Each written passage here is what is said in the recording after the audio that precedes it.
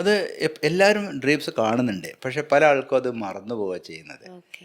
ഇപ്പം ഞാൻ പറഞ്ഞില്ലേ, നമുക്ക് പലതരം ഇമോഷണൽ പലതരം കണ്ടന്റ് ഉണ്ടെങ്കിലും അതിൻ്റെ വെർബൽ കണ്ടന്റ് മാത്രമേ ചിലപ്പോൾ കുറച്ച് പാർട്ട് മാത്രമേ നമുക്ക് റീകളക്ട് ചെയ്യാൻ പറ്റുള്ളൂ. കാരണം നമ്മുടെ ഈ നമ്മൾ ഡീപ്പ് സ്ലീപ്പിൽ നമ്മൾ കാര്യമായിട്ടൊന്നും കാണുന്നില്ല. അത് ഒരു ലൈറ്റ് സ്ലീപ്പ് വന്ന് ഒരു കൂടുതൽ ഡെപ്തിലേക്ക് പോയി. പിന്നെ 3 and 4 ചില നല്ല ഉറക്കമാണ്, ഇതാണ് നിദ്രയാണ്. ഇതിലൊന്നും കാണുന്നില്ല. അതിനുശേഷം ഈ റെംസിലേക്ക് വരുമ്പോൾ ചിലപ്പോൾ ഫ്രാഗ്മെൻ്റ് ആയിരിക്കും, ചിലപ്പോൾ ചെറിയ ഫ്രാഗ്മെൻറ്റ്സ് ഓഫ് സ്ലീപ്പ് ആയിരിക്കും, അല്ലെങ്കിൽ ചിലപ്പോൾ കണ്ടിന്യൂസ് സ്ലീപ്പ് ഉണ്ട്. എല്ലാവരും സ്വപ്നം കാണുന്നുണ്ട്. സ്വപ്നം കാണുന്നില്ല എന്ന് പറയുന്നത് വെറുതെ, പക്ഷേ അത് നമുക്ക് റീകളക്ട് ചെയ്യാൻ പറ്റുമല്ലോ പലപ്പോഴും. അതുകൊണ്ട് തന്നെ ഇപ്പോൾ ഈ ആനിമൽസും സ്വപ്നം കാണും, പക്ഷേ നമുക്ക് പ്രൂവ് ചെയ്യാൻ പറ്റില്ല. ഇവർക്കെല്ലാം ഈ മനുഷ്യർ കാണുന്നവർ ഈ റാപ്പിഡായി മൂവ്മെൻറ്റ് വരുന്നുണ്ട്. അപ്പോൾ ഈ റെം സ്ലീപ്പ് ഏകദേശം ഇത്ര കുറേ സമയം ഉണ്ടെങ്കിലും ആദ്യത്തെ ഒരു നല്ല പാർട്ടും സ്ലീപ്പ് പലതരം ഈ സ്വപ്നം അതുപോലത്തെ കാര്യങ്ങൾക്ക് വേണ്ടിയാണ് യൂസ് ചെയ്യുന്നത്.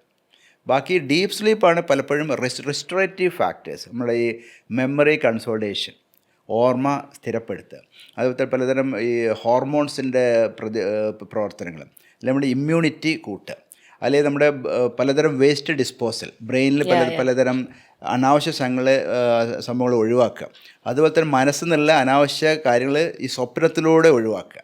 ഓക്കെ. അല്ലെങ്കിൽ പല കറക്റ്റ്, അതാണ് ശരിക്കും നമ്മുടെ ഉറക്കത്തിൽ സംഭവിക്കുക. അതിൽപ്പെട്ട ഒരു ഫാക്ടറാണ് നമ്മുടെ ഈ സ്ലീപ്പ്, ഡ്രീംസ്. സ്ലീപ്പിൽ നടക്കുന്ന ഒരു കാര്യമാണ് ഡ്രീംസ്. ബാക്കിയുള്ള കാര്യം എല്ലാം ഇമ്പോർട്ടൻ്റ്. നമ്മുടെ ഇമ്മ്യൂൺ സിസ്റ്റം ബൂസ്റ്റ് ചെയ്യുന്നത് സ്ലീപ്പിലാണ്.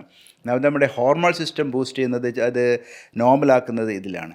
അതുപോലെ തന്നെ നമ്മുടെ ഹാർട്ടിൻ്റെ ഫങ്ഷൻ, എല്ലാ ഫങ്ഷനും ഒരു തരം റിവാമ്പ് ചെയ്യുന്നത്, ഇപ്പോൾ ഇഞ്ചുറി പറ്റാതെ റെസ്റ്റോർ ചെയ്യുന്നത്, പലതരം മെമ്മറീസ് ഉണ്ടാവും, എല്ലാം പിറ്റേ നമുക്ക് ഓർക്കണ്ട, പക്ഷേ അത് കൺസോളിഡേറ്റ് ചെയ്യുന്നതും രാത്രിയിലാണ്. ഇപ്പം ഇതേപോലെ തന്നെയാണ് നമുക്ക് റിപ്പീറ്റഡ്ലി നമുക്ക് വരുന്ന ഡ്രീംസ് എന്ന് പറയുന്നത്. സെയിം ഡ്രീംസ് നമ്മൾ വീണ്ടും വീണ്ടും വീണ്ടും വീണ്ടും ഇരുന്ന് കാണുമ്പോഴാണ് പല ആൾക്കാരും ഇതിന് പല അർത്ഥതലങ്ങളിലേക്കൊക്കെ പോകുന്നത്.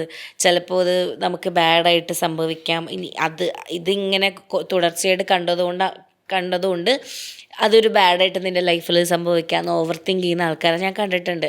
ഈ റിപ്പീറ്റഡ് ഡ്രീംസ് നമുക്ക് എന്തുകൊണ്ടാണ് സംഭവിക്കുന്നത്? അത് പലപ്പോഴും ഞാൻ പറഞ്ഞതുപോലെ തന്നെ അവരുടെ ഒരു ബേസിക് ഒരു ഇമോഷണൽ സ്റ്റേറ്റ് ഉണ്ടാവും. ഉദാഹരണം പറയാം, ചില ആൾ ഡിപ്രസ്ഡ് ആണെന്ന് വെച്ചോളൂ. ഇന്നും ഡിപ്രസ്ഡ് ആയിരിക്കും, നാളെയും ഡിപ്രസ്ഡ് ആയിരിക്കും. അവർ ആ ഷെല്ലിൽ നിന്ന് പുറത്തു വരുന്നില്ല. അവരത് പുറത്തു വരാൻ ശ്രമിക്കുന്നില്ല. ഒന്നുകിൽ അത് സെൽഫായിട്ട് നോക്കുക, അല്ലെ ഫീഡ്ബാക്ക്, യോഗ, റിലാക്സേഷൻ, പ്രാർത്ഥനകൾ, സ്പിരിച്വാലിറ്റി, ഫ്രണ്ട്ഷിപ്പ്, അതുപോലത്തെ പല എക്സസൈസ്, അതുപോലത്തെ പല കാര്യങ്ങളും നമ്മളിന്ന് പുറത്ത് ചാടാൻ നോക്കണം. നമ്മളൊരു ട്രാപ്പിൽ പെട്ട് കഴിഞ്ഞാൽ ട്രാപ്പിൽ തന്നെ ആണെങ്കിൽ അതേ സ്വപ്നം വീണ്ടും വീണ്ടും കാണാം. കാരണം അവരുടെ മനസ്സെപ്പോഴും ആ നെഗറ്റീവ് ഫീലിംഗാണ്, അതിൽ നിന്ന് അവർ പുറത്ത് വരുന്നില്ല.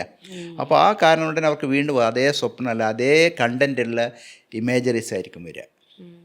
ഉദാഹരണം, ഇപ്പോൾ ഡിപ്രസ്ഡ് ആളുകൾക്ക് ചിലപ്പോൾ ഒന്നും ഒരു നെഗറ്റീവ് സ്വപ്നമായിരിക്കും കാണുക.